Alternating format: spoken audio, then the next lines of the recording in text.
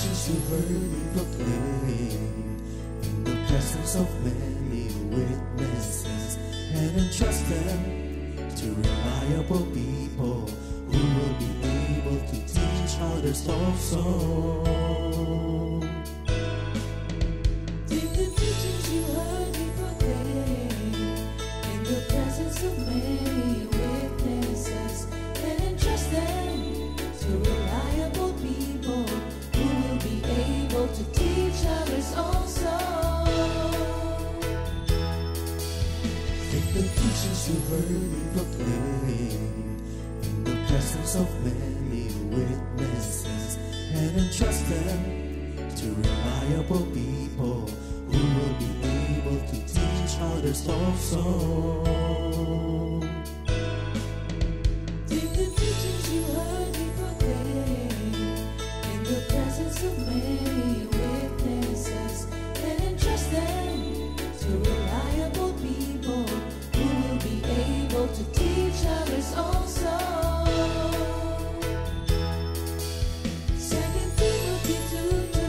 Hallelujah, 2 Timothy 2:2. Praise the Lord. 2 Timothy 2:2. You and me, let us proclaim the gospel. 2 Timothy 2:2. Hallelujah. 2 Timothy 2:2. Praise the Lord. 2 Timothy 2:2. You and me, Let us proclaim the gospel of Jesus Christ. Take the teachings you heard me proclaim in the presence of many witnesses, and entrust them to reliable people who will be able to teach others also. take the teachings you heard me proclaim in the presence of many witnesses, and entrust them to reliable people who will be able to teach others also. 2 Timothy 2:2. Hallelujah, 2 Timothy 2:2. Praise the Lord. 2 Timothy 2:2. You and me, let us proclaim the gospel. 2 Timothy 2:2. Hallelujah. 2 Timothy 2:2. Praise the Lord. 2 Timothy 2:2. You and me, Let us proclaim the gospel of Jesus Christ. The harvest is plenty, but the workers are few. But as for me and my house, we will serve the Lord. We will serve the Lord.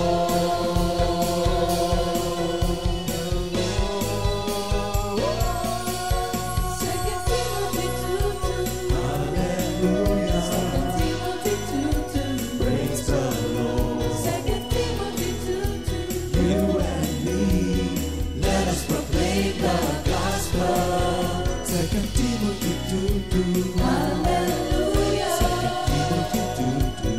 Praise the Lord. 2 Timothy 2:2. You and me, Let us proclaim the gospel of Jesus Christ. 2 Timothy 2:2. Hallelujah. 2 Timothy 2:2. Praise the Lord. 2 Timothy 2:2. You and me, let us proclaim the gospel. 2 Timothy 2:2. Hallelujah. 2 Timothy 2:2. Praise the Lord. 2 Timothy 2:2. You and me, let us proclaim, live up His name, delighting the Lord for His goodness. Let us proclaim, live up His name, delighting the Lord for His goodness. Let us proclaim, live up His name, delighting the Lord for His goodness. And He's God.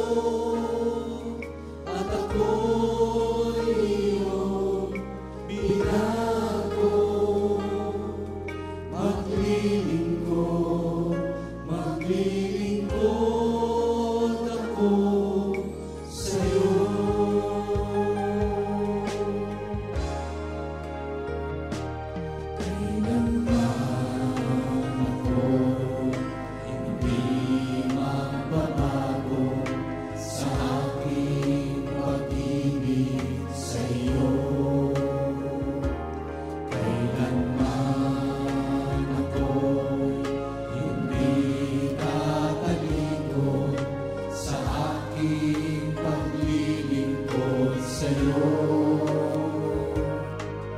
Ang buhay kong ito ay alay ko sa'yo.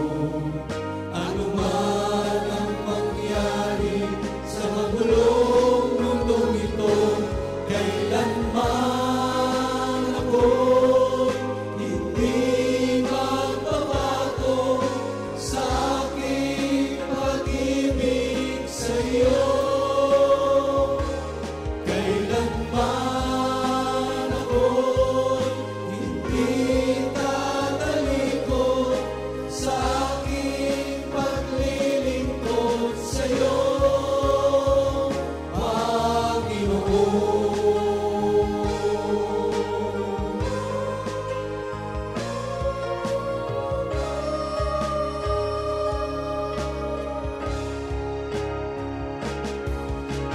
Subukin man ang aking pananampalataya, kung ang buong kaluluwa'y handog sa Kanya, kailanman ako'y hindi magbabago sa aking pag-ibig sa'yo. Kailanman ako'y hindi tatalikod sa aking paglilingkod sa'yo,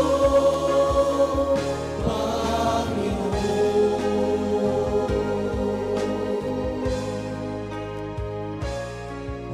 Maglilingkod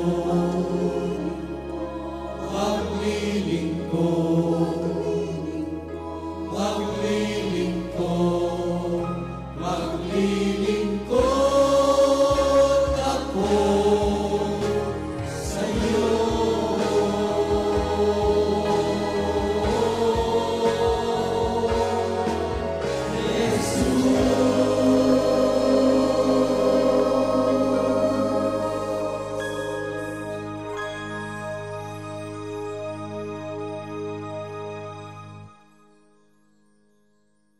Good morning, Jesus!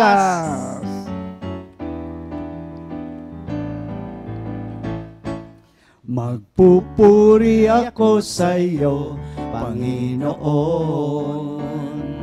Ako ay aawit habang may awitin. May problema o wala, patuloy pa rin itataas ang banal na ngalan mo. Magpupuri ako sa iyo, Panginoon. Ako ay aawit habang may awitin. May problema o wala, patuloy pa rin itataas ang banal na ngalan mo. Hindi ka nagkukulang, biyaya mo'y laging sapat. Hindi ka nagkukulang, biyaya mo'y sobra-sobra. Buhay mo'y ibinigay, ano pang mahihiling? Purihin ang Panginoong Jesus. Humingi ka at ikaw ay bibigyan.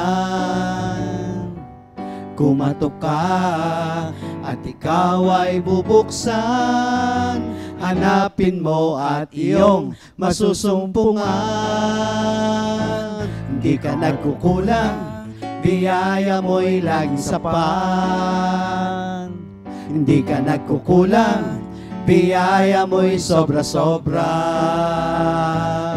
Buhay mo'y ibinigay, ano pang mahihiling? Purihin ang Panginoong Jesus. Purihin ang Panginoong Jesus. Purihin ang Panginoong Jesus.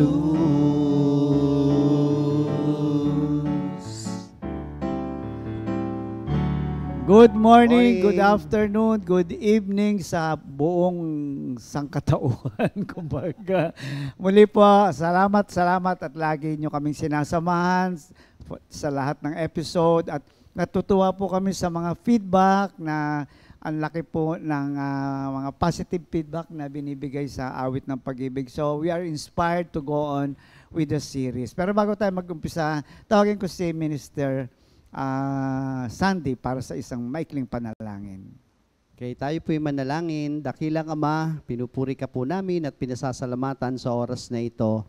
Dalangin po namin ang gabay ng inyong Espiritu upang muli ka po naming mapapurihan sa pamamagitan po ng buhay naming patotoo ng nakikipag-ugnayan po sa inyo, Panginoon. Salamat po.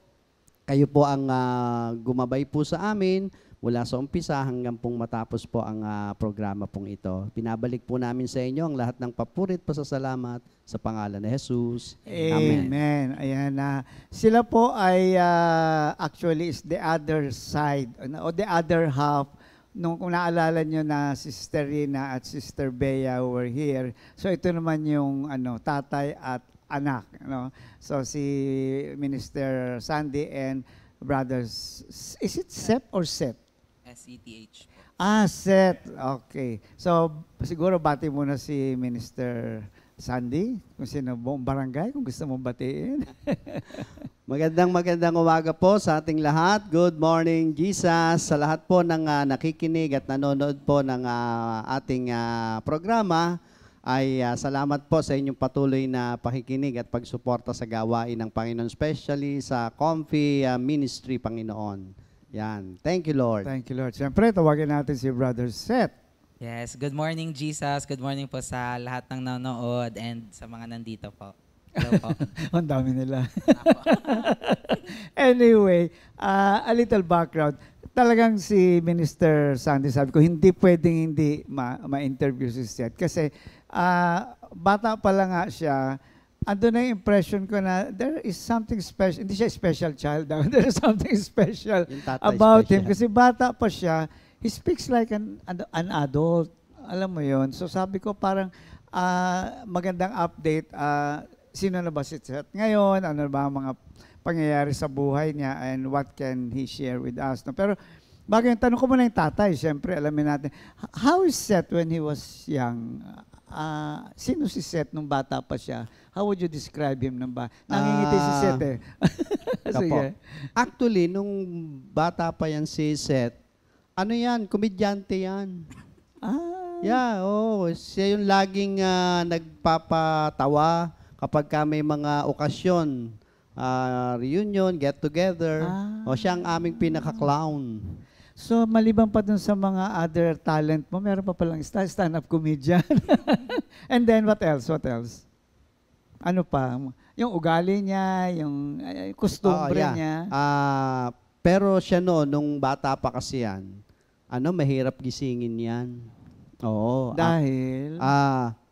Masarap matulog. Tapos naalala ko, nung pumapasok na siya sa school, di mahirap gisingin, Ang ginagawa ko, natutulog pa, binubuhat ko na yan. As in? Yes. Tapos, ipauupuin ko na yan sa toilet, bowl. Oo. Na natutulog pa. Natutulog pa yon. Bago yun. Tapos, dinakaupo na siya. Gagawin ko ngayon, bubuhusan ko na siya ng tubig, paliliguan ko na. Nakapikit pa yon. Kasi malilate pagka ginintay pa naming magising. So, papaliguan ko na yun, nakapikit pa yon. Mabilis lang naman magpaligo. Tapos yun, pag natuyo na yun, bibihisan na yun. By that time, gising na siya. By that time, nagising siya, naka-uniform Ayan, na siya. ganun nga po. Ganun. May tip kaya pag ang mga anak nyo mahirap gisingin, maganda yun. Anyway, ugali. What is isang remarkable na ugali na nag-stand out sa kanya nung bata siya? Nung bata pa siya, actually hanggang ngayon naman, paano ko ba sasabihin to? Siya, gaya nga ng sinabi nyo, mas, matured siya. Kasi siya mas, gusto niya lahat ng bagay, maayos. Oo, yun. May pagka-OC ka pala. Okay. And then, siya yung normal kid lang na sabihin natin na malaro, ganun Malaro, din. yeah. Oo. Pero, yeah, go. Pero pagdating nga dun sa mga bagay na gamit niya sa bahay, ang gusto niya nasa ayos na. Oh, yun Maliit po. pa siya, ganun na siya. Talaga. Actually nga, pagka ako may mga gamit na nakukuha, hindi ko na ibabalik, isa siya sa nagsisermon eh. Oo. Maliit pa Kaya nagsisermon kahit na. wala ako sa prayer meeting, nakakarinig akong sermon. Bakit? Ano mindset mo nung bata ka na, sabi ko, biruan lang naman yung OC, pero bakit may pagka-OC ka? Feel ko po kasi na, Feel ko po kasi na growing up, exposed ako sa mga adults rin na nakapaligid sa akin na ganun po sila. Like, sila mama po, most especially si Lola. Lalong-lalo na po si Lola talaga na ultimo, teaspoon? Kutsarita, may sariling lalagyan siya sa banggerahan nila. So, growing up, pag si daddy naman po, most of the time, wala naman. So, ang nakakasama ko po si mama at si Lola, sila na po yung nag-instill sa akin na dapat ito maayos. So, nakalakihan ko po yun. Talaga. Yan po. So, meron ka magandang role model sa madalang salita. Yes, of course po. Pero, ayan, since tatay mo naman na nandito, Bagitin mo ano? kung sino yung lola mo. Ano raw? Si Lola po, si Feli Lola Aliaray Feli, sa East po. ayan. Hi, Lola. Sila po ay galing sa mga alare. Ayan, hindi kasi natin nabanggit yun. Andyan naman tatay mo, no? What is his greatest influence sa iyong paglaki? Anong naging influence? At least siguro yung may impact sa iyo na influence ng tatay mo sa iyo. Na-touch niya to kanina. Actually, in-explain mo siya na komedyante ako, pero behind that talaga, sa kanya ko po nakuha yon. Kasi nung bata pa po ako, hindi ko lang kung maalala mo, Daddy, hindi po ako mahilig sa bedtime stories. Ang favorite ko po na pinapakwento kay Daddy, mag-joke siya. So, mag-iisip siya ng joke hanggang makatulog. Naalala mo yun, Dad? Nag-iisip siya ng joke hanggang makatulog ako or hanggang maburyo na ako sa joke niya. Tapos, tsaka ko na lang siya tutulugan kasi corny na yung jokes niya. So, sa kanya ko po nakuha yon. And I feel like yun din yung side ni Daddy na nakuha ko po hanggang ngayon na in the bigger picture po, kailangan may happiness na involved regardless kung anong pinagdadaanan ko sa life ko. Parang masyado ng heavy yung life itself. Mas magiging heavy lang siya kung hindi ka hahanap ng something na ikatutuwa mo or ikasasaya mo. So, feeling ko naman po, lahat kayo na nakakilala kay Daddy ay sobrang jolly at makulit ni Daddy. So, yun po yung isa sa mga nakuha ko sa kanya. Okay. So, yung sense of humor Humor po. was very important. And that actually hanggang ngayon nagko-contribute sa Yes buhay po. mo. So, tatanong ko ulit ang tatay mo, kung merong sabihin natin, ayoko gamitin yung negative, ano? Kung merong isang bagay sa kanya, sa anak mo, na that needs some more improvement. So, hindi ko sinabing masama, ha? Some improvement. Siguro, up to this point, ano yun? Wala namang perfect na anak, no? Lahat naman tayo, there are rooms always for improvement. Yes, diba? yes. What area siguro sa buhay niya? Yung sometimes na medyo minsan may pagka-seryoso siya minsan. Oo. Paki-explain, please. Hindi, Nakatingin sa'yo sa set. Go. Hindi, ito muna. Yung balik muna tayo dun sa kinukwento niya. Okay. Na nagpapakwento siya bago matulog yung bedtime stories, no?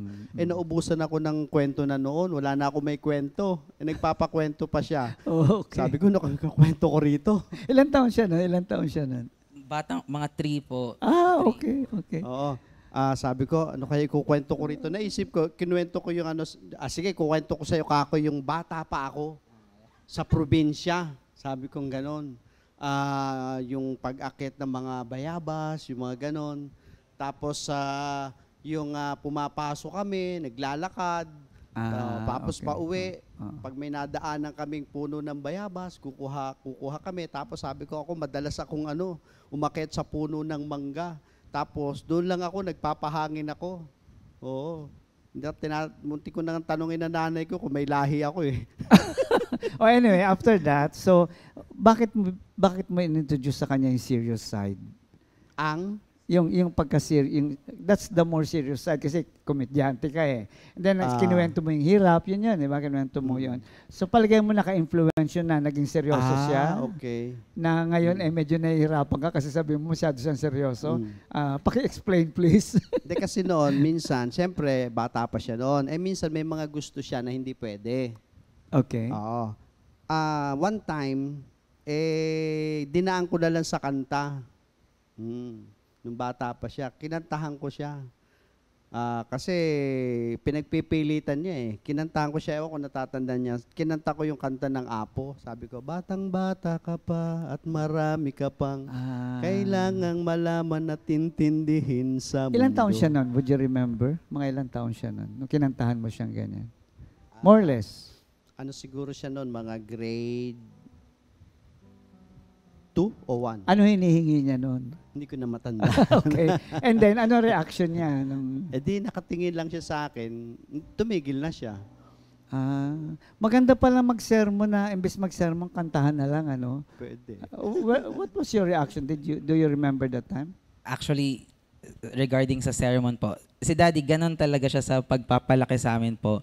Sobrang dalang lang namin makita ng ate ko na pinapagalitan talaga kami po. More on explaining siya sa way na naiintindihan ng bata or like mas ma-entertain yung bata hanggang sa malilimutan mo na lang or sige para tumigil na lang rin si Daddy. Edi okay na lang, ganun na lang po. Ganun lang talaga siya. So compared sa kanila ni Mama, si Daddy yung mas magaan. So, mami mo mas disciplinarian. Yes, mas disciplinarian. Which is a balance, no? Mahalaga yun na may balance, no? So, eto siguro, ako may natutunan, although wala na akong anak, no? Pero, may iba-ibang approaches na hindi kailangan yung, of course, depende sa personality. But in your case, that's very unique. Ngayon ako nakarinig na sinisermonan ng anak na hindi mo siya sumayaw. Hindi po, pero may kakayanan siyang sumayaw po. So all of this brought about good memories to you. So yung pagkatatay niya, how did it form your own parang perspective sa reality ng buhay? Kasi pinaghalo niya eh. Andun yung serious, andun yung tawa. Pero sa buhay mo, anong masasabi mong greatest contribution ng father mo sa pagiging set ngayon kung sino siya? At this point in your life, of course. It applies both po sa parents ko. Isa po talaga yung faith, bukod sa nag-enjoy sa life and to take things lightly nga po. Yung faith ni Daddy tsaka ni Mama, sobrang taas po kung ako yung tatanungin na of course sila po yung nilook up ko sa faith, yung level of faith and maturity ng faith nila. So hanggang ngayon rin po, dala-dala ko rin po yung faith na meron sila na tinatry kong i-apply rin sa life ko and syempre 'di ba po ang faith naman is personal dealing with God po. So even if tinuturoan nila kami, nasa amin rin yung decision and yung tiyaga palakihin yung faith na yon na na-apply ko po hanggang ngayong nag-aaral na po ako. Yeah. We'll be talking more about that. Pero I want to explore more on the sense of humor because some people, lalo na young people, no, pag medyo may mga tinatawag na frustration, ang tendency is talaga, lalo na ngayon, no, especially nowadays, ang daming mga nagiging addict, or nagpapakamatay, or sinisira yung buhay, na how did that part of your father na may sense of humor, paano to nag-ooperate sa'yo? I'm sure, how does this influence you sa, paano mo tinitignan ng buhay because of that part? No? Balance eh. Balance. Sige. Actually po, bukod sa sense of humor ni Daddy, may isa pa pala siyang trait na natutunan ko rin.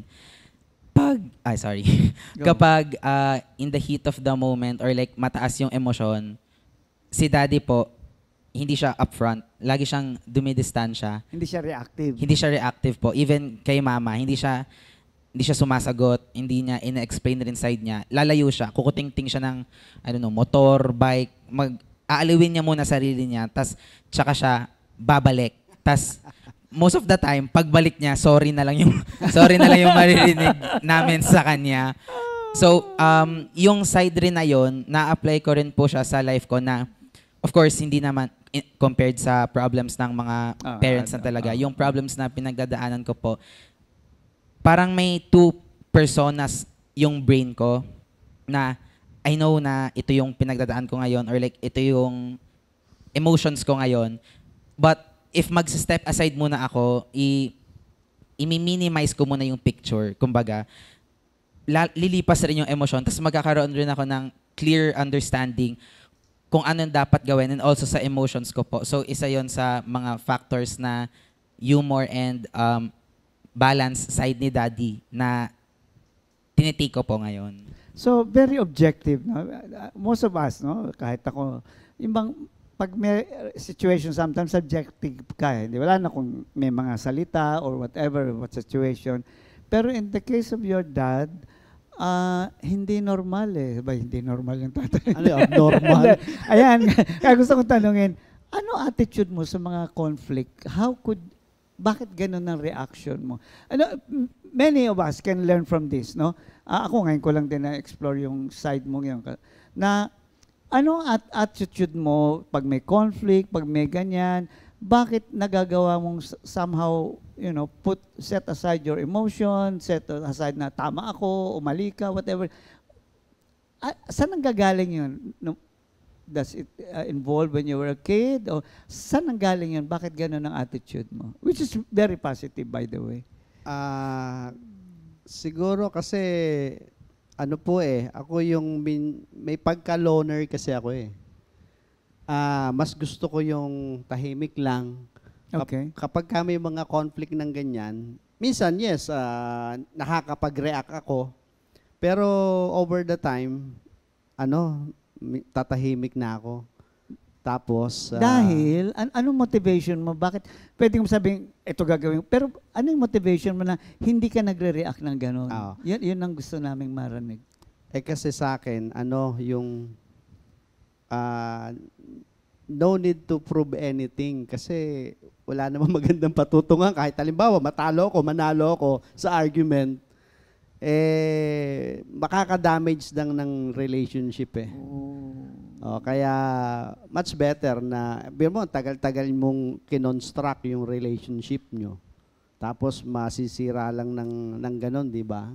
Ng saglit lang. Okay. So, it's better to na lang. Yun nga po, after nung konting reaction, it's better na tahimik na lang, gaya ng sinasabi ni Seth, labas ka muna, kuting-ting ka kung ano. Habang kumukuting-ting kasi ako, doon nagkakaroon ako ng realization. Doon ka nagre-reflect sa situation. Ayun, yun po. So parang sineseparate mo muna yung sarili mo for a while from the situation, look at the situation again, and then that's the time you deal with it. No? Pero maganda yung sinabi mong I hope everyone can do that, no? Yun, maganda yung isang bagay na dapat nating maintindihan, especially being Christians, that I have nothing to prove. Wala akong kailangang patunayan, no? Sabi nga ni Paul, I am who I am because of Christ. No, this is Christ working in me. I am not perfect, and I'm not trying to say that I am perfect.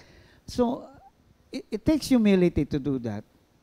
It takes humility to do that na hindi mo kailangang laging konsiderahin yung sarili mo.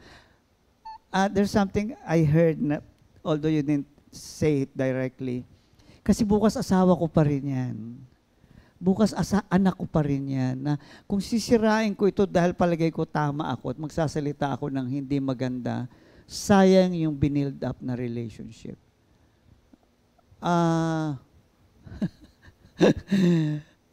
Napakagandang tignan na ang sitwasyon kung gano'n. But minsan kasi, alam mo, nag-work yung pride eh.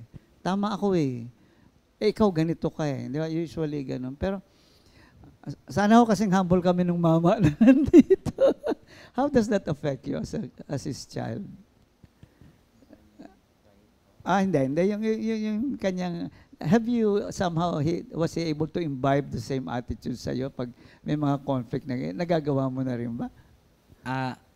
Of course, a work in Bata ka progress. pa. Opo, Okay. a work in progress siya kasi kumbaga role model ko siya kasi alam ko sa sarili ko po na most of the time hindi ko nakokontrol emotions ko po. So Bata ka pa. Okay. Go. so with that po, kahit na for example sa situation na naiinis ako, hindi ko maintindihan bakit kailangan ganun yung mangyari. Si Daddy naalala ko na yung emotions mo, ayan na naman. Or He like, tells you that. ano na siya, Ah, unconscious, Okay. ano na po Okay. siya, word sa brain ko. Kaya ko po nasasabi na-instill yon sa akin ni Daddy. Ayun po. Okay. So, siguro isang tanong pa natin kay brother. Marunong ka ba magalit? And how do you handle your anger? Ayoko naman po. Alam ko, naman. it's nakakatuwa yung tanong. Pero, how do you handle, I'm not talking about conflict, I'm asking, yung mismong anger or may conflict sa'yo, paano mo siya tinitignan aside dun sa binanggit mo? Lalo na ba, example, talagang yung isang mali, or ikaw mali, whichever, no? Paano mo siya pinaprocess sa buhay mo na nagkakaroon ng resolution? Kasi dapat ganun, di ba? Bago magkaroon ng external resolution, dapat may internal resolution muna. Tama, opo. Di ba? Sa Yeah. mga Kristiyano, lalo na, we live in the Spirit, sabi nga natin. So, if we live in the Spirit, we must start from within. Sabi nga ni Lord, the kingdom of God is within you. So, it must start from the kingdom. So, paano mo siya nire-resolve? Especially as a ayoko na sabing minister kasi minsan parang may pressure. Kasi minister ako eh. Hindi. As a Christian father. Opo. Ganito nga po. Halimbawa, may conflict. Ano po? So, after nung mga reaction namin ng isa't isa, mamaya-mayang konti, tatahimik ako. Pabayaan ko lang magsalita. You're listening to every word. Yes, Oh. yes. Tapos, later on, exit muna ako. Pag exit ko ngayon, kasi hindi ako nakakarinig pagka nag-uusap tayo, hindi ako makakarinig kay Lord. Nag-usap tayo, palitan tayo ng salita, hindi ako makakarinig kay Lord. Okay. So, pagka alone na ako, may ginagawa ako, halimbawa yung sinasabi niya, kukuting-ting, ng ganito, doon ko na ipinaprocess yun. Yung, of course, si Lord na yun ang nagbibigay sa atin ng realization, conviction. So, yun Pero po. nakakatuwa yung sinabi niya eh. At the end of the day, sasabihin mo lang, sorry Although, siguro hindi lang kay Rina, no, to whichever na naka-conflict mo. Other than the family, is it the same attitude? Sabagay hindi ko pa nakita nagalit ito eh, no? Pero ang attitude mo bang ganyan? Kahit kanino, even, mas madali kasing maging seryosong tignan kasi anak ko yan eh, asawa ko yan, di ba? Pero pag iba na? Actually, kasi hindi naman po kasi confrontational. Yun siguro po. So, pag hindi ka confrontational, what happens is, hindi mo naman sinasarili lang. Tinatry mo pa rin i-resolve. Opo. Oo. More on pangunawa. Okay. Sabi nga mas maganda na yung akong umunawa kaysa ako inuunawa. Pero not all the time kasi misa ako din yung may mali eh. Kaya sorry ako pagbalik ko. So, tingnan natin yon. Tatay ka. Sa old school, tatay ako, kahit mali ako, anak lang kita. Paano mo tinitignan to? Na-experience mo ba yan? Siguro tanong ko muna siya habang nag-iisip ka dyan. Na-experience mo yan na tatay siya, pero nagsusorry siya sa'yo? Opo, may na-experience ako na Sige nga. years ago lang naman po ito. Parang sa amin po kasing family, ang magkaugali, ako tsaka si mama. Magkaugali po kami ni mama. Okay. So, ewan ko kung i-consider ni daddy na Oo naman. So, hindi ni mama mo nakuha mo. pati yung kung paano mag-isip si mama, I feel like I could say na nakuha ko yun. Example ng sabi mo pareho kayo na ugali. Sa bakery po, kapag magde-deliver, si daddy po kasi nagde-deliver ng mga tinapay. Tapos ako po, nasa loob po ako yung nag-aayos ng ide-deliver ni daddy. Okay. Ang gagawin na lang po ni daddy, kukunin niya from table, papuntang lalagyan, tapos dadalhin sa motor po. Yung simpleng pagkuha na lang po ng tinapay, may listahan na po and everything. Minsan may nalilimutan pa siya, may nakakaligtaan pa siya, or like yung, in short, hindi okay. Hindi siya okay po. So minsan nasasabihan ko rin po siya na, Daddy, nakalista na lahat. Parang hindi ko na siya matutulungan nung time na yun. Kasi siya na yung kumbaga, it's his time or part na ng job na yun na kailangan niyang i-fulfill. So parang ang bola nasa iyo na. Opo, parang ganon. Hindi talaga niya po sinusunod. And may ugali rin po kasi sorry daddy. May ugali rin po kasi si daddy na kung anong iniisip niya, yun rin yung gagawin niya as long as sa tingin niya mas okay sa kanya. Or like, for example, sa delivery po, kasi siya yung magde-deliver, kung mas okay po sa kanya yun yung gagawin niya. Kahit parang sa side ng production or sa amin po, hindi namin magigets. Tapos pag nagkamali na po siya or like tatawag na, naiwan ko yung ganto, ganyan, doon na siya magsasorry. Doon po siya magsasorry. Okay. So magandang balanse, no? Na pareho kayo ni Bea na nakuha niyo yung magandang ugali ng bawat isa. And somehow, the conflict is not that difficult to handle. Because na-imbibe sa yung sense of humor, no? Yung ugali niya gan. Pero nakuha mo naman yung kumbaga yung tawag natin diyan parang ito standard procedure di ba sinusunod, di ba? So maganda sa akin, for me it's a combination of both, no? And paano mo siya nirarambol pagka gano'n? Okay, ayun na nga, may ganong situation. Ito yun kaya lang, yung kabilang side, ganun, so paano mo siya pinagre-reconcile kahit paano? Actually, aware din po ako na at times, katulad na sinabi ko kanina po, mabilis rin po tumas yung emosyon ko. So minsan po, si daddy, or sila ni mama, na-stress na si mama, edi ako na po yung next in line na kailangan humarap kay daddy. Minsan po kahit wala pa po siya sa bahay, actually kahit nagpe-prayer, sorry Lord, kahit nagpe-prayer meeting siya, nakaka-receive na po siya ng text na mahaba sa akin na, ito yung ginawa mo, hindi mo sinunod, kaya ito yung nangyari. Kaya siya mag-sorry din po. And also, if I may add din po, I feel like yung response ni daddy na gano'n na sorry, ano po talaga yun looking at a bigger picture ngayon po, it's all coming from a place of love po. Kasi even if ganun, 'di ba, bumubukod po siya or sineseparate niya yung sarili niya from everyone kapag nasa ganung emosyon. Yung ginagawa niya po doon, nagbe-benefit pa rin po kami. Naalala ko one time, si daddy po tsaka si mama nagkaroon ng misunderstanding. Ako po bagong gising. Ang naalala ko po, may lakad dapat kami noon as a family pero hindi natuloy kasi nga nagkaalitan po silang dalawa. Tapos hindi ko po maintindihan ano yung reason kung bakit nagkaroon ng conflict po. Hanggang sa hindi po sila nagpapansinan. Tapos biglang umayos po yung bahay. Paano umayos yung bahay? Nag-vacuum po si daddy, nag-map siya. Yung mga kordon po na nakalaylay sa bubong, may takip na. Alam niyo po ba yung ganon? Yung dinidikit para magkaroon ng harang, hindi niyo makikita yung wire. Okay. Biglang umayos po yung bahay. That's one way on how to deal conflict.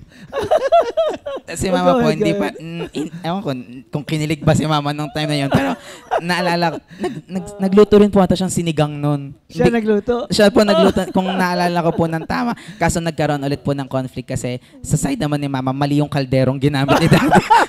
Mali yung kalderong ginamit ni daddy sa sinigang. Ayun po. So, ang ganda kasi, ewan ko, ano ba itatawag ko? Na to the point na, how are you taking it? Kasi bata pa ito, ganito na He's so honest na, how are you taking it na yung anak mo, Papa, mali ito pa. Kung sa akin nung araw yung pride ko ang taas hanggang bubong huwag mo kakausapin. Pero in your case, nakita ko yung trust, nakita ko yung love na ikaw na magpaliwanag. How are you taking it pagka ganun? Coming from him, not from Rina. Kasi alam ko naman talaga kapag may sablay talaga ako. Apo. So, sa akin, for me po, no, hindi kawalan sa akin. Yes, yes. Yung paghingi ng sorry. Mhm. Ang mas mahalaga ho kasi sa akin, yung maayos tayo. Yung mabuo tayo. Ayun, yung... Ang isa kasing nakita ko dito, hindi rin siya mag-o-open ng ganong emosyon sa'yo kung alam niyang Yes. hindi mo siya maintindihan. Ang ganda ng bonding yung mag-ama eh, na hindi lang kayo mag-ama, magkaibigan kayo eh. To the point dahil parang alam mo likaw ng bituka ng tatay mo, alam ng tatay mo. Parang, okay, sinasabi ko lang sa'yo to, pero there's nothing malice about it kasi magkakilala tayo eh, magkaibigan tayo. For some, this is difficult.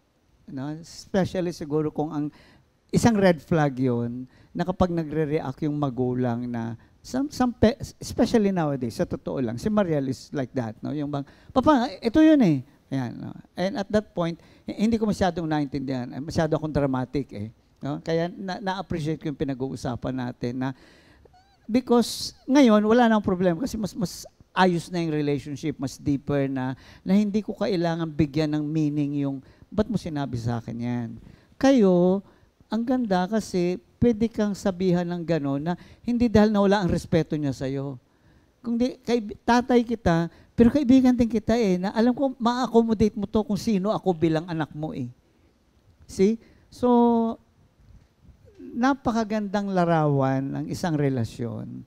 Nandun yung conflict, andun yung kakulangan. So ngayon, tanong ko naman si tatay, pag may matanda na ito, hindi mo na pwedeng kantahan, okay? So ngayon, hindi rin siya perfect. May mga mali. Now, how do you talk to him? More on encouragement po ako. Pagka Hindi mo sinasabing, mali yung ginawa mo.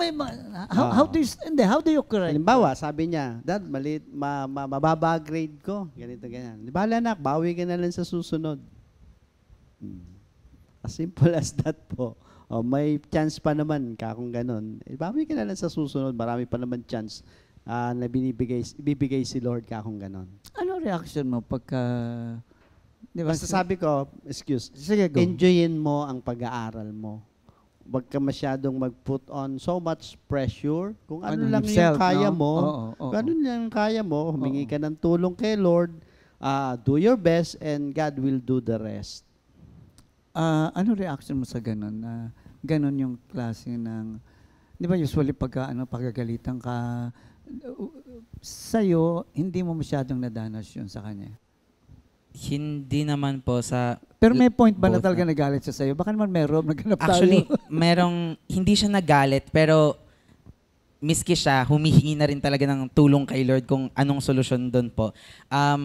First po muna, yung sa grades po. Never naman nila po ako pinressure sa ganong mag-excel academically. So, yung encouragement po nila, nakakatulong siya kasi... Both your mom and your yes, dad? both of my parents po. Nakakatulong po siya kasi, kunyari ako po na nandun sa moment na kinocompute ko rin po talaga kasi yung grade ko. And pag sinabi ko sa kanila na bumagsak ako sa ganito or mababa yung grade ko sa ganyan, tas yung encouragement po nila, ma-remind lang ako na after all naman, si Lord yung in control pa rin po. So, maka-calm down na rin po ako noon. And yung isang time po na naalala ko na hindi siya nagalit pero hindi ko alam kung anong tawag sa emosyon na yon.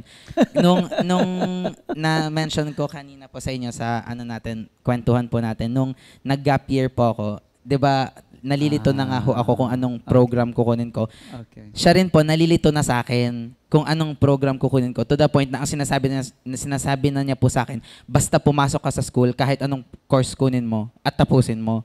Yun lang po. Nung time na yon, hindi ako sang-ayon doon po kasi ba't ako papasok sa, number one, hindi ko gusto and hindi ko sure kung matatapos ko dahil hindi ko nga gusto. So, doon po medyo nagkaroon kami ng conflict na sa side ko po, sana naintindihan ni Daddy na ayokong, in layman's term, ayokong isugal yon ng ganun-ganun po. Tapos, hindi ko po alam, pumayag rin po siya na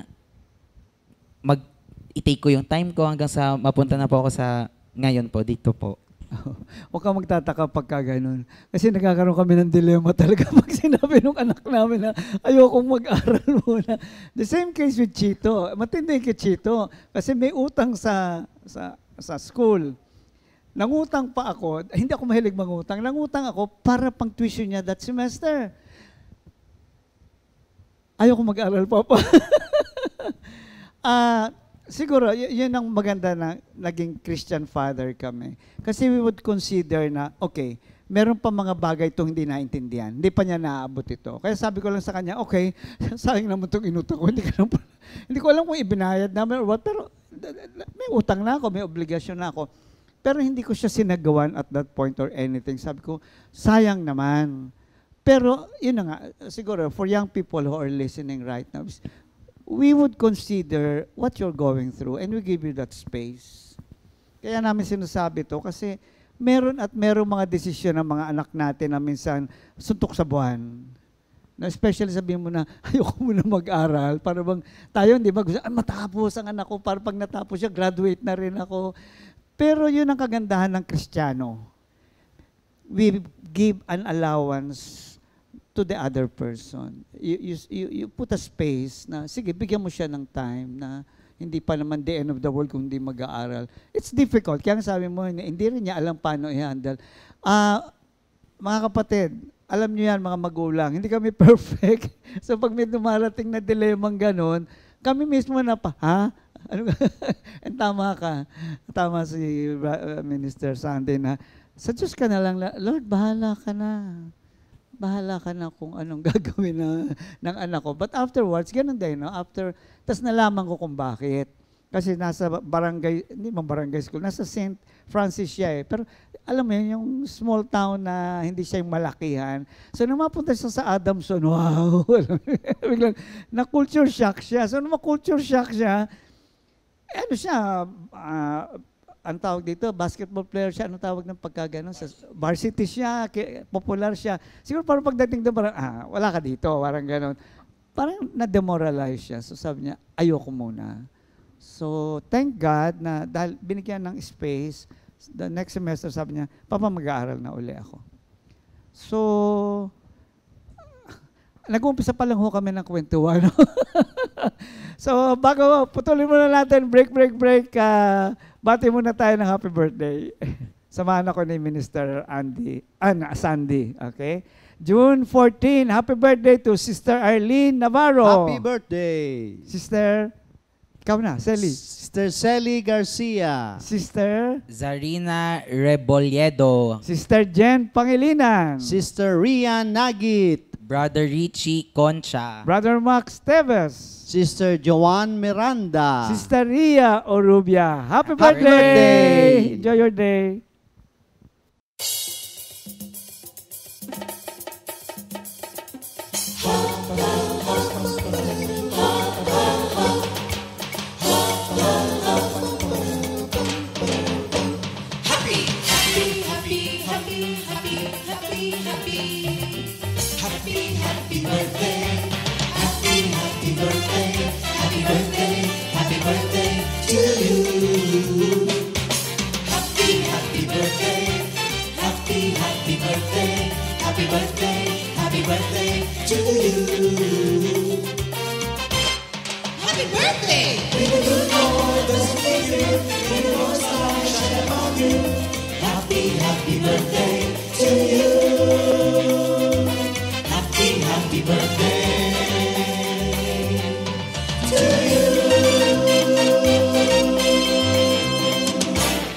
Happy birthday! Happy birthday! Ayan.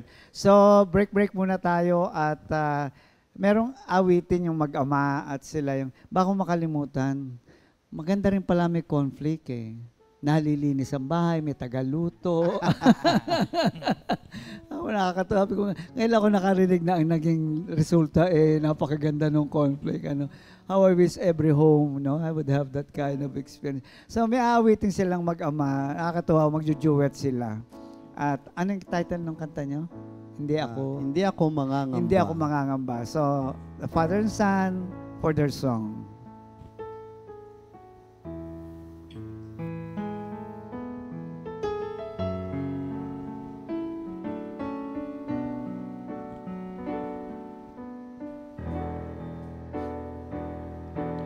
Hindi ako mangangamba pagkat kasama kita. Hindi ako matatakot, ikaw ang aking kaagapay. Pangako mo'y tinutupad, salita mo'y maaasahan. Pagkas ako'y tanging ikaw, Panginoon. Hindi ako mangangamba pagkat kasama kita. Hindi ako matatakot, ikaw ang aking kaagapay. Pangako mo'y tinutupad, salita mo'y maaasahan. Pag-asa ko'y tanging ikaw, Panginoon. Sabi ni Jesus,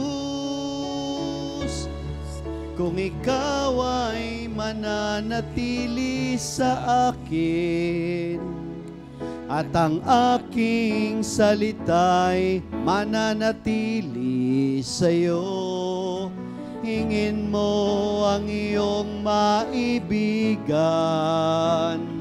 at ipagkakaloob sa iyo. Kamanghamanghang iyong mga gawa, Panginoon. Napaparangalan si Jesus sa buhay ko. Sabi ni Jesus, kung ikaw ay mananatili sa akin, at ang aking salita'y mananatili sa iyo, hingin mo ang iyong maibigan at ipagkakaloob sa inyo. Kamanghamanghang iyong mga gawa, Panginoon. Napaparangalan si Jesus sa buhay ko.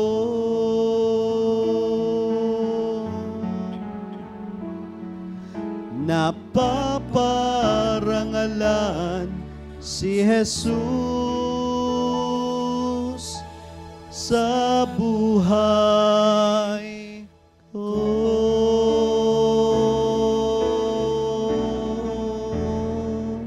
Thank you, Lord. Thank you, Lord. Beautiful song. At talagang napaparangalan. Kwentuhan natin kanina pa, talagang ako mismo na-edify, no? Na nakaka-encourage talaga. So kanina nagkikwentuhan kami, kasi ano nga ito multi-talented ito magaling sa pag-bake, di ba? Ano pa yung mga talent mo? Marami siyang talent.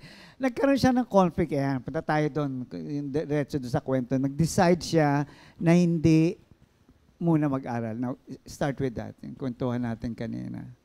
Actually, hindi po ako yung nag-decide ng hindi mag-aral. Yun yung wisdom na binigay sa magulang ko na hindi po muna ako dumiretso sa college. Kasi after grade 12 po, actually hindi ko masasabing half-hearted kasi hindi siya half. Like, ang dami niya po talaga. Siguro 1/4 yung heart ko. culinary, number 1 po yung culinary sa pinag-iisipan ko as college program. Tinitignan ko rin po yung sa medicine, inline sa medicine, sa nursing, and also idiretso sa legal field, sa law po. And sila po, kung ako lito na, mas lito po talaga sila. Kung ano ba talaga ang kukunin ko.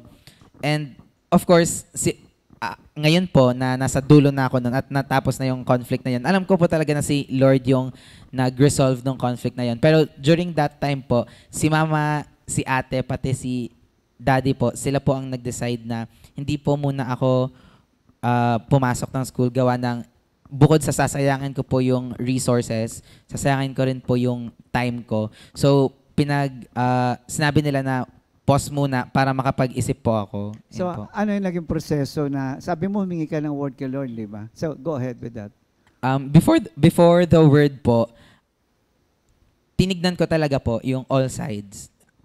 Kumbaga, binabad ko sarili ko sa culinary, binabad ko rin po sarili ko sa medical, pati sa law. Sa culinary po, dumating sa time na nagiging dragging na yung pagtulong ko sa bakery na hindi na rin masyado maayos yung ginagawa kong pagtulong sa kanila, or like hindi nila ako maasahan just like paano nila ako maasahan before. Kasi nga po, nagiging heavy na siya sa akin. Parang nagda-drag na, no? Yes, Parang opo. yung creative juices, hindi na na-challenge. Parang, sabi nga niya kanina, parang routine, no? Go ahead. Routine na lang po. Sa medicine naman po, nagbasa rin ako ng mga medical books. Doon nung una na-enjoy ko po siya, pero nung tumagal-tagal po, parang nagkakaroon ako ng feeling na hindi doon. Parang hindi po doon. And nung inaral ko naman po yung books ng mga batas po, actually, prior to that po, ning pre-pandemic pa, nasabi ko na yun kila mama na isa yon sa kino-consider ko. Okay. Pero sila po ayaw kasi ang haba po nung pag-aaral noon. Mag-8 years po yun kung sakali. Na-enjoy ko po yung pagbasa ng batas, mga constitution po.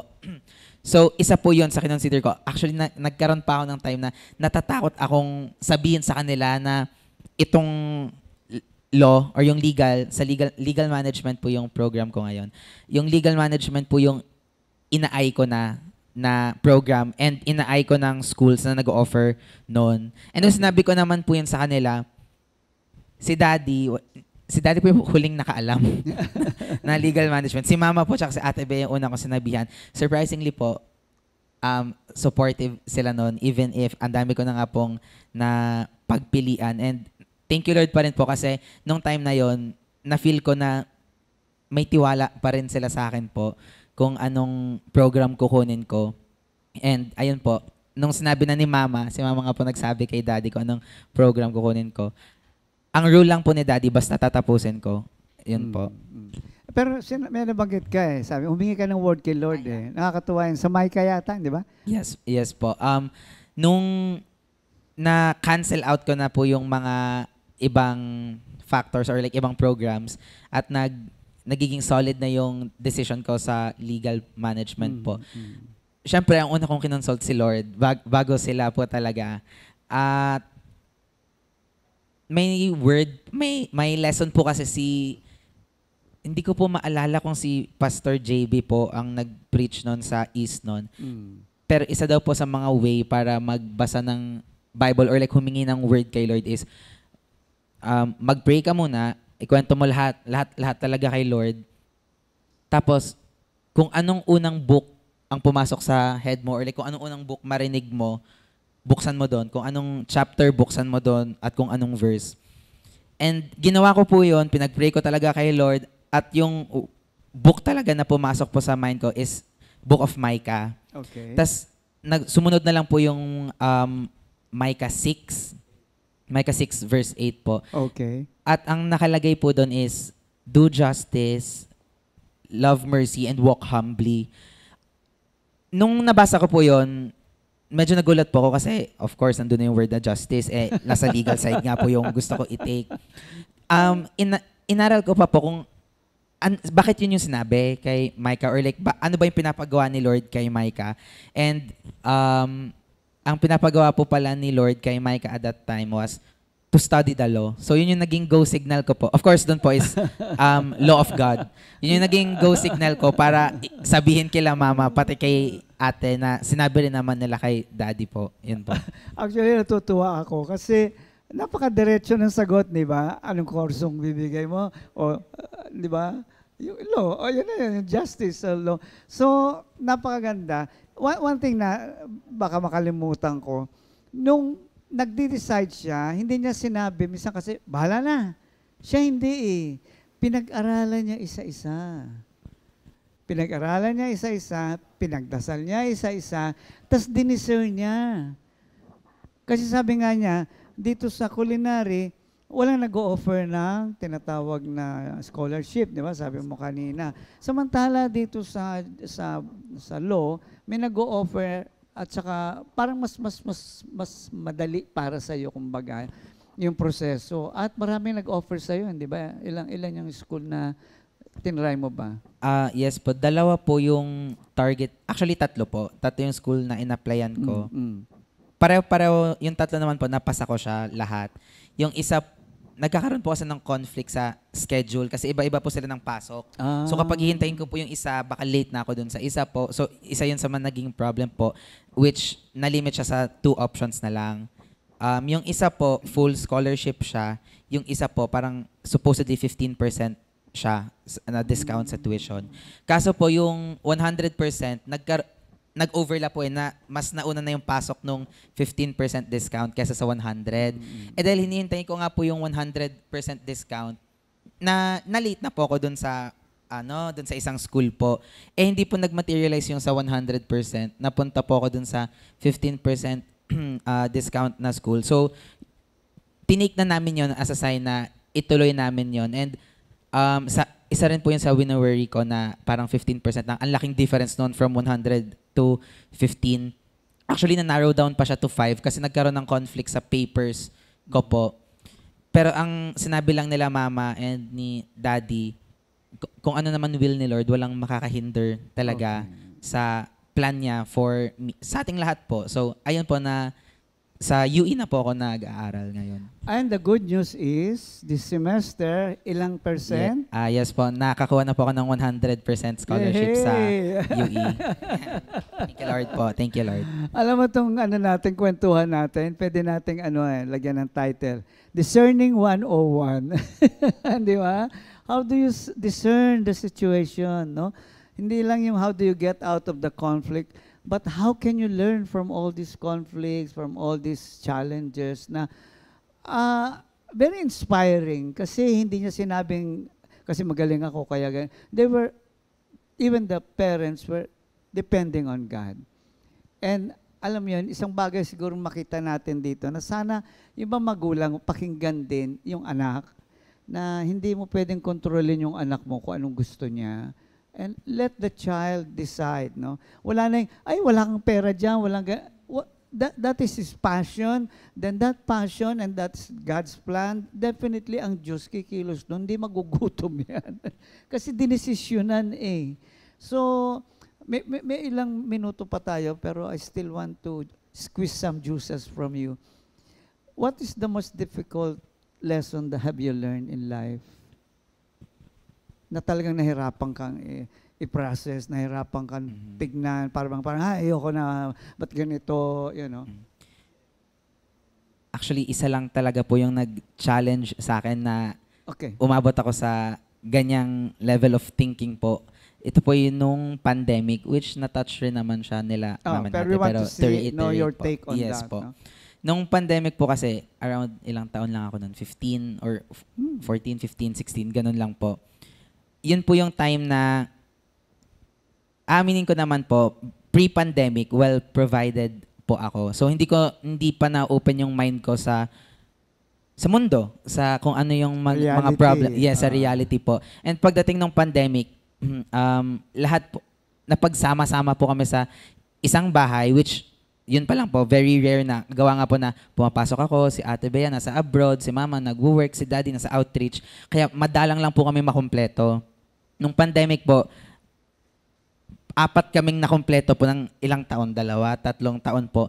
So, lumalabas na po yung mga ugali, characters ng bawat isa sa amin na hindi naman namin nakikita before. And bukod doon po, of course, yung mga nawalan po ng job sila mama, sila ate po, and si Lord kay Lord talaga po kami kumakapit nung time na yon. Pero sa side ko nun po, I know batang-bata pa po ako nun, looking back. And hindi lang sa kina-question ko kung bakit ganon yung nangyayari. Even si Lord talaga po kina-question ko na bakit kami yung nakakaranas ng ganon po. And for a very long time po, yun yung question sa heart ko na dinadala ko siya.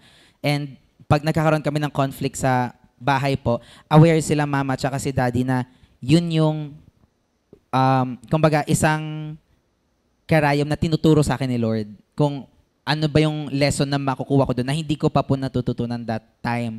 Hanggang sa one time po, talagang kinausap ko po si mama kausap ko noon, si daddy hindi ko po maalala kung nasaan noon. Si mama kinausap ko po, and ang sinabi po sa akin ni mama na parang binuhusan po ako ng malamig na tubig at nagising talaga po ako na bakit ako yung may dala-dala ng ganong bigat sa heart ko? Like, ikaw, tanong mo yan. Yan ang tanong mo. Tanong ni mama sa akin po, okay. bakit ako daw yung may dala-dala nun na yung nawalan po kami ng bahay, nawalan kami ng kotse, nawalan sila ng trabaho. Bakit ako daw yung nagdadala nun? Kung tutuusin, sa aming apat po, ang may karapatang magtanong nun, hindi ako. Kasi wala po akong inambag sa bahay, sa pagpapatayo nun. Hindi po ako bumili ng kotse at hindi rin po ako yung nagtrabaho at naubos yung mga savings na sa amin rin naman spinend po. So bakit ako po yung may per se na lang po, sama ng loob kay Lord. So parang doon po ako na gising na, oo nga no, bakit nga ako? Kung tutuusin, dapat si daddy, si mama, si ate yung nagtatanong ng ganun kay Lord or yung na may daladalang ganun. Pero bakit ako? So doon ko po na-realize na kung sila nga hindi nag-worry, o sabihin natin nag-worry pero hindi nila pinapakita as much. To the point na nakakuha ko ng confidence sa kanila na kaya namin pong malampasan yung trials na yon. Doon ko na rin po na-realize na hindi ko kailangan mag-worry. Pwede ko rin po ba isingit yung life verse ko? Go. Which made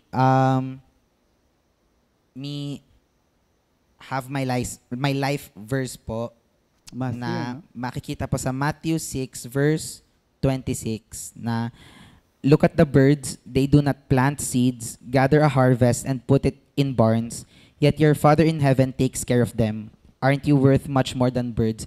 So, yun po, yung pinagdaanan namin na yun, or pinagdaanan ko rin na, sa faith, usapang faith po, sa spiritual life ko, isa po yun sa masasabi kong awakening, hindi lang as anak nila na namulat talaga sa mundo po, but as an anak ni Lord po, kung anong klaseng faith ba yung nire-require ni Lord sa akin, sa atin po.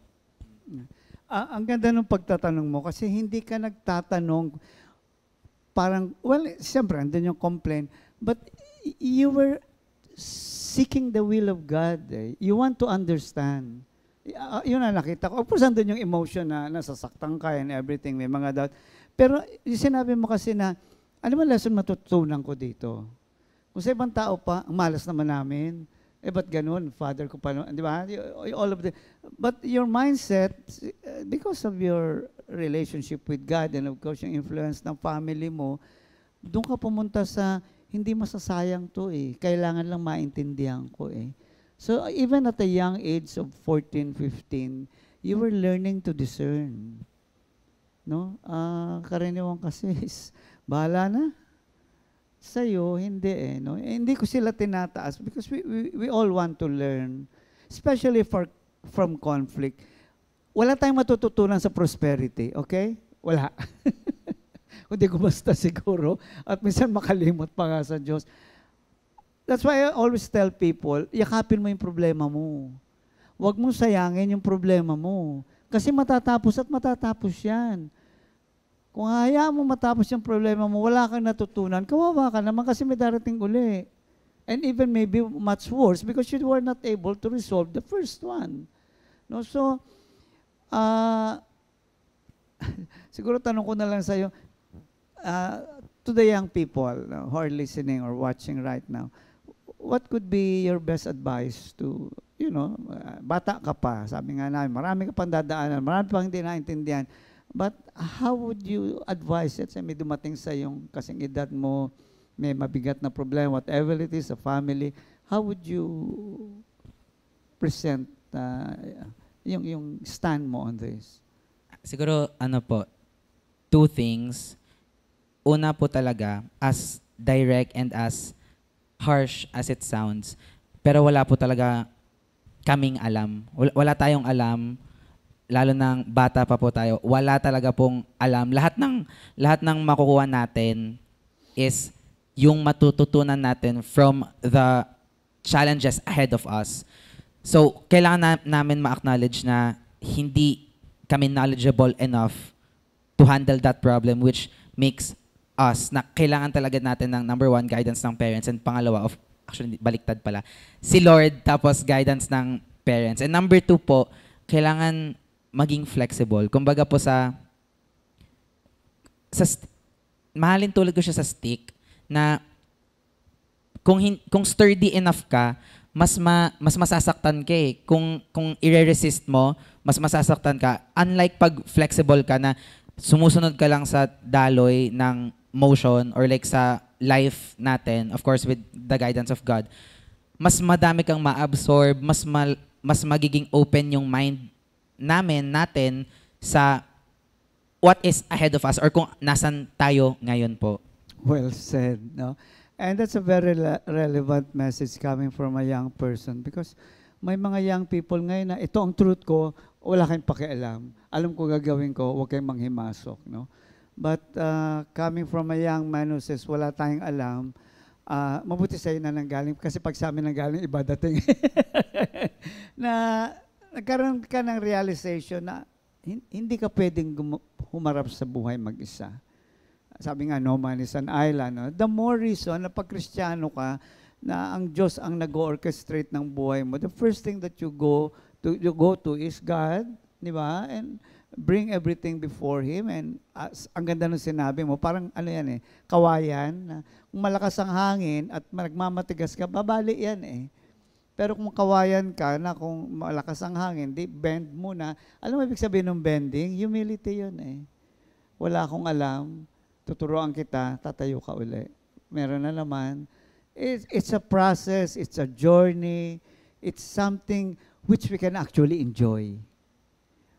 Dahil merong kang reward na nagkaroon ka ng wisdom. No? Nagkaroon ka ng pangunawa sa buhay. I was telling this to one of the prayer groups. Alam niyo ba't nahihirapan ng tao? Hindi nila naintindihan ang buhay.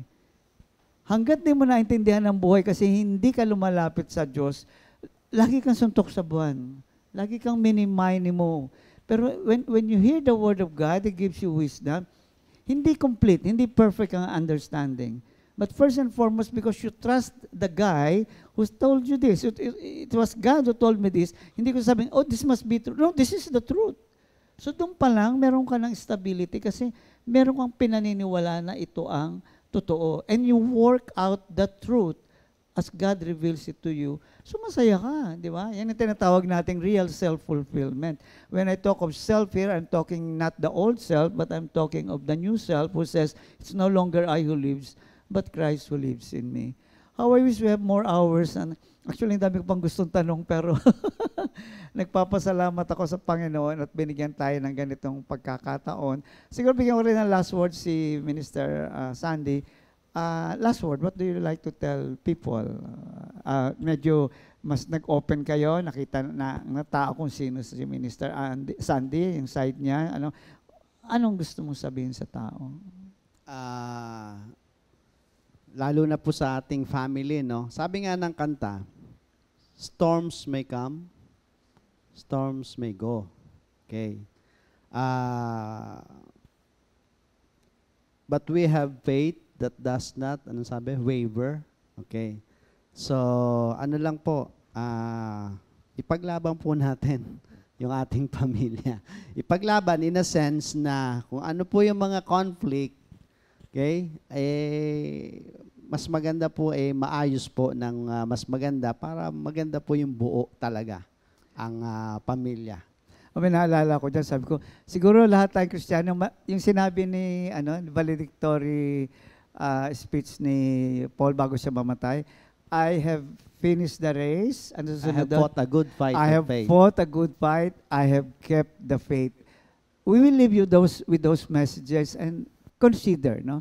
Ano man yung dinadaanan natin, conflict and everything, sana, no? We pray na sana at the end of our life, we can say the same thing. Again, May sasabihin pa Ay, pala sige, po ako go, isa go. sana na isa rin po ito sa Bible verse kasi hindi ko malala yung scripture po. Nakuha ko po siya kay Brother Lito Santarinala sa Okay. sharing niya.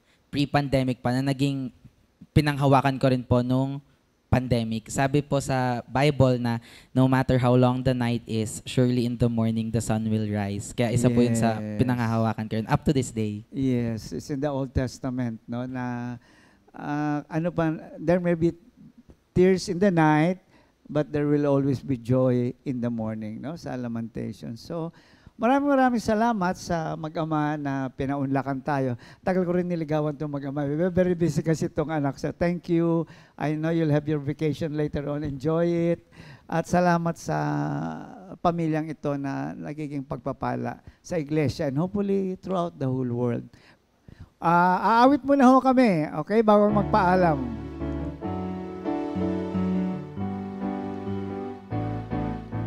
Pupurihin kita, O Yahweh, ng buong puso ko. Mga kahangahangang ginawa mo'y ihahayag ko. Dahil sa'yo ako ay aawit ng may kagalakan. Pupurihin ka, O Diyos, na kataas-taasan. Pupurihin kita, O Yahweh, ng buong puso ko. Mga kahangahangang ginawa mo'y ihahayag ko. Dahil sa'yo ako ay aawit ng may kagalakan. Pupurihin ka, O Diyos, na kataas-taasan.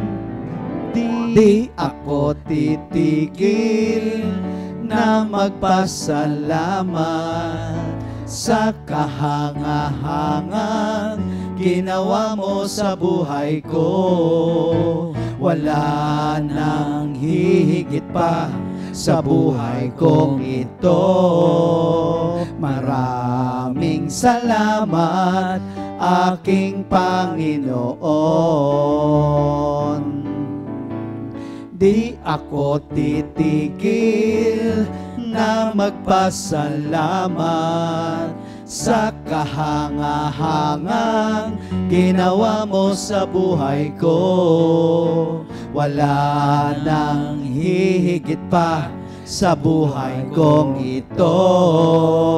Maraming salamat, maraming salamat, maraming salamat, aking Panginoon. God bless everybody. God bless po. Thank you, Lord. See you again. Bye-bye. 2 Timothy